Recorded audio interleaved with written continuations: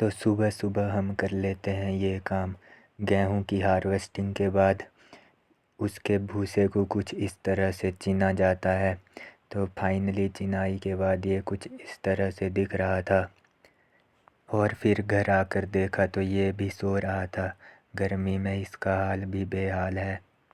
कुछ समय बाद हम एक बार फिर से घराट की तरफ निकल जाते हैं, क्योंकि जो मक्की पीसने के लिए पहुंचाई थी वह पिस चुकी थी।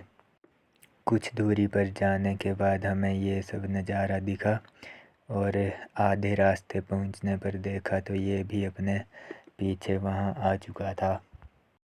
फाइनली हम घराट पहुंच चुके थे, जिसका व्यू कुछ इस तरह का है। और मैं इसे लगा देता हूँ बोझा झाड़ने के लिए, क्योंकि इस पर आटा लगा हुआ था। झाड़ने के बाद मैं बोझा तैयार कर लेता हूँ और इसमें मुझे ज़्यादा टाइम नहीं लगता है, क्योंकि मैं बहुत ही सिंपल वे में इसको बांधता हूँ।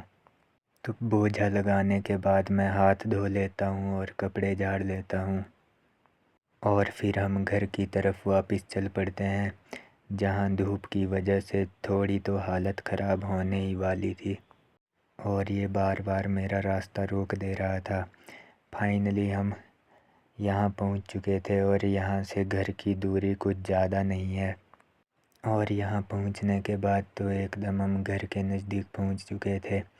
हम इसी जगह पर क्रिकेट खेलने के लिए आते हैं। फाइनली हम घर पहुँच चुके थे।